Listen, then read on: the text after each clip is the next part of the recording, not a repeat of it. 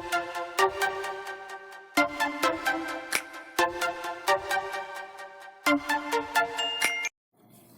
Students, hope so all are fine. आज हम class 10 chapter electricity second part discuss करेंगे।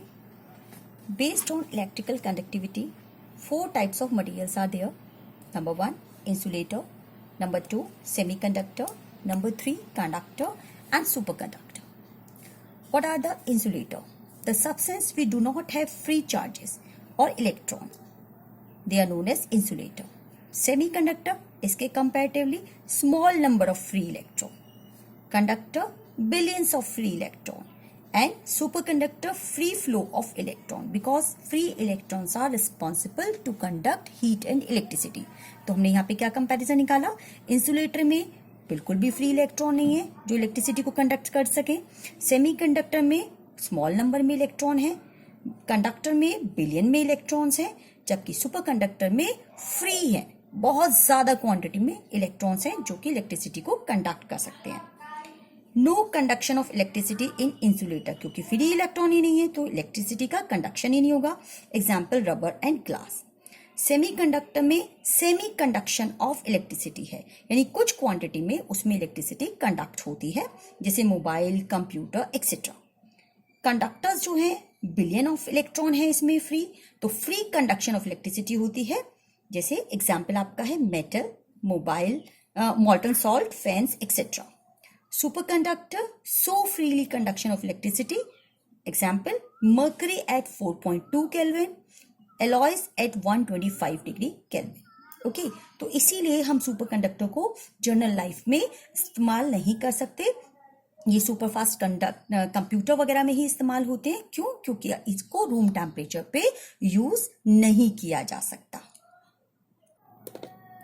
इसके बाद आपका टॉपिक आता है electric potential.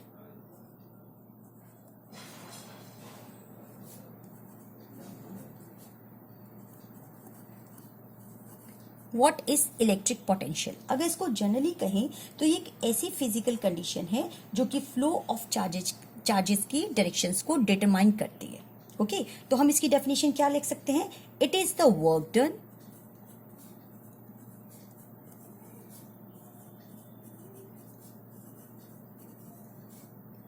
in moving a positive charge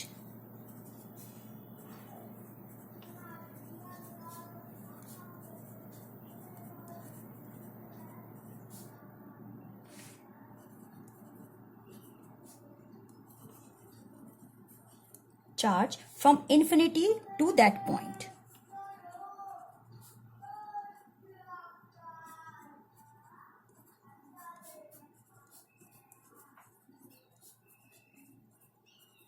Okay, so what is electric potential? It is the work done in moving a positive unit of charge from infinity to that point.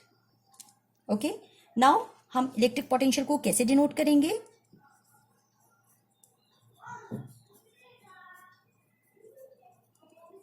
Is equal to होता है, क्योंकि हमने work done की बात की, work done upon, और किसकी बात की हमने यहाँ पे? चार्जेस की बात की, upon charge. Okay, electric potential को हम किससे डिनोट करेंगे? कैपिटल वी से। वर्क डन को you knows W and charges को Q। Okay, now you are getting the formula of electric potential की कैसे कैलकुलेट करना है। V equals to W upon Q। तो हम इससे हम इलेक्ट्रिक पोटेंशियल को फाइंड आउट कर सकते हैं। ये एक स्केलर क्वांटिटी है। इलेक्ट्रिक पोटेंशियल जो है एक स्केलर क्वांटिटी है।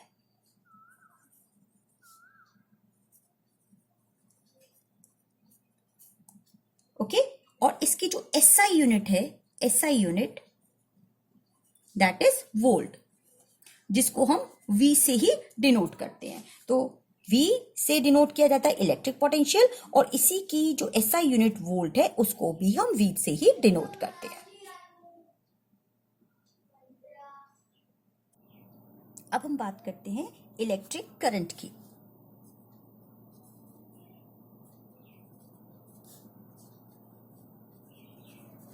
What is electric current? It is the amount of net charge.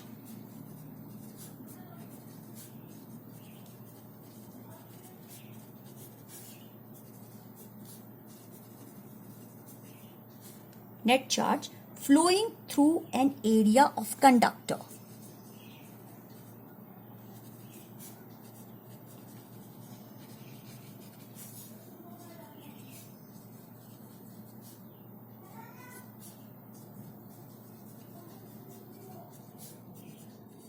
Per second. So what is electric current? It is the amount of net charge flowing through an area of conductor per second. Per second में जितना amount of charges flow हो रहा होगा that is known as electric current. तो electric current का formula क्या होगा?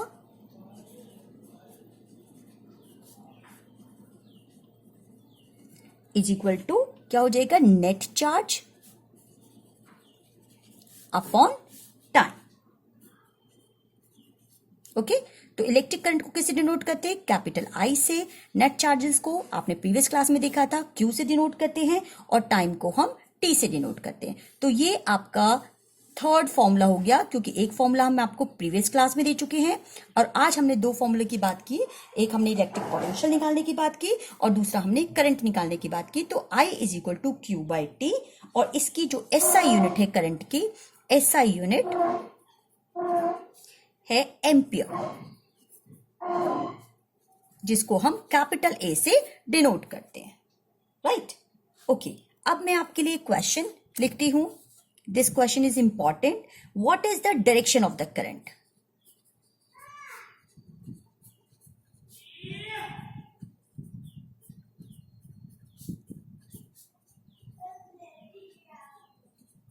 What is the direction of the current? Direction of the current किधर से किधर की तरफ होगा? तो higher potential to lower potential.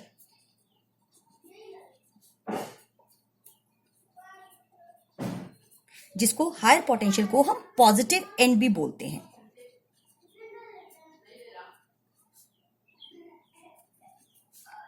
Positive end to क्या लिखेंगे? हायर पोटेंशियल यानी positive end to lower potential, low potential means negative end. Okay, जैसे कि हमने यहां पे एक सर्किट बनाया. See what is this? This is a cell.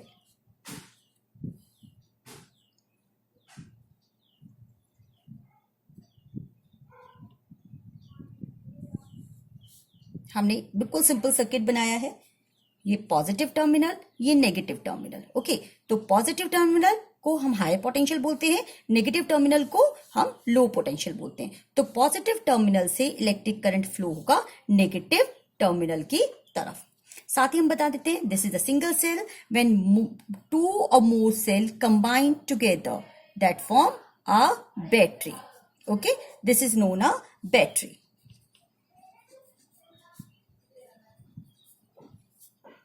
Okay, electric circuit आपने पता ही है.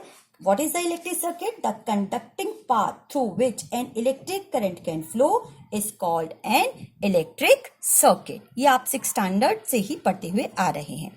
यहां तक हमने किया. अब हम न्यूमेरिकल्स करते हैं. हाँ जी, अभी तक हमने न्यूमेरिकल्स के लिए 3 फॉर्मूला पढ़े हैं. Q is equal to N into E. Q for charges, N for number, E for electron. Current के लिए I is equal to Q by T and potential difference या इलेक्ट्रिक पोटेंशियल के लिए W upon Q. इन्हीं 3 formulas के ऊपर base मैंने आपको न्यूमेरिकल दिए. इनको करने की हम कोशिश करते हैं. The filament of an electric bulb draws a current of 0.4 ampere. 0.4 ampere current की वैल्यू दे रखी है. Means I is equal to 0.4 ampere. Calculate the amount of charges. क्या कैलकुलेट करने के लिए कहा है? Amount of charges. Means Q is equal to question mark. Through the filament if the bulb glows for 2 hours. क्या दिया है आपको? Time. Time is equal to 2 hours. Also calculate the number of electron passed. आपसे number of electron means N is equal to question mark. ये करने के लिए कहा गया है। तो पहले फर्स्ट ऑफ ऑल न्यूमेरिकल करने का तरीका ही ये है कि आप जो भी न्यूमेरिक में वैल्यूज गिवन है उसको उसके वेरिएबल फॉर्म में निकालकर सेपरेट कर लें। इससे आपको ये भी आइडेंटिफिकेशन हो जाएगा हमें किस चीज की वैल्यू फाइंड आउट करनी है। तो ये न्यूमेरिकल पढ़ने के बाद वी कम टू नो हमें चार्जेस निकालना है। After that we have to find out number of electron. Okay, तो पहले हम देखेंगे कि ये जो करंट की एसआई यूनिट में गिवन है, राइट। टाइम जो है वो एसआई यूनिट में गिवन नहीं है क्योंकि टाइम की यूनिट जो होती है दैट इज सेकेंड। तो हम इसको पहले कन्वर्ट करेंगे सेकेंड में। तो 2 × 60 × 60 1 मिनट इंटू सेकेंड।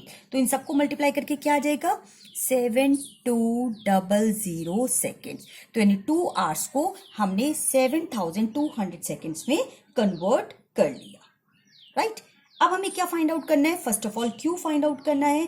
क्यू का फॉर्मूला आपके पास क्या है, जब आपके पास करंट गिवन है, ठीक है, तो हम ये फॉर्मूला अप्लाई करेंगे। ये नहीं कर सकते क्योंकि हमारे पास नंबर नहीं है इलेक्ट्रॉन का। तो हम ये फॉर्मूला अप्लाई करेंगे I = Q/T। तो हमने फॉर्मूला अप्लाई किया I = Q/T, राइट।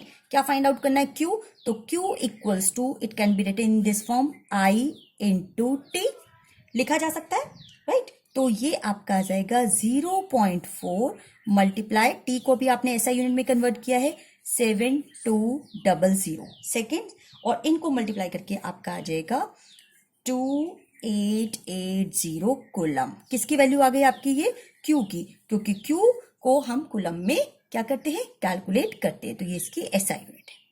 तो आपके पास नंबर ऑफ चार्जेस आ गए। अब आपको एन फाइंड आउट करना है। एन निकालने का तरीका किससे है, Q = N × E। E का आपको बताया था, लर्न करना है आपको। 1.6 × 10⁻⁻19 चार्ज होता है एक इलेक्ट्रॉन के ऊपर। तो हम यहाँ पे फर्दर ये वाला फॉर्मूला लगा देंगे, Q = N × E। Q आपके पास वैल्यू फाइंड आउट हो गई है 2880 = N × इलेक्ट्रॉन का जो चार्ज होता है वो है 1.6 × 10⁻⁻19 जो प्रीवियस क्लास में बताया गया था, ठीक है। ये इतना चार्ज होता है इसके ऊपर। तो n की वैल्यू क्या हो जाएगी, n = हो जाएगा 2880 अपॉन 1.6 × 10⁻⁻19। जब इसको कैलकुलेट करेंगे, इसकी कैलकुलेशन में यहाँ रफली शो कर रही हूं, तो कैलकुलेट करेंगे तब आप कैसे करेंगे कि ये जो वैल्यू है ये आपके ऊपर चली जाएगी, राइट।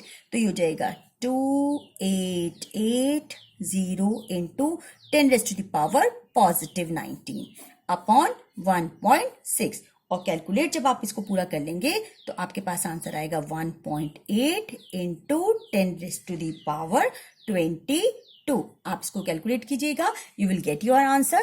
22 आपका आंसर इसमें आ जाएगा, ठीक है। तो यहां पर कोई यूनिट नहीं होगी, क्यों नहीं होगी, because you are finding out number.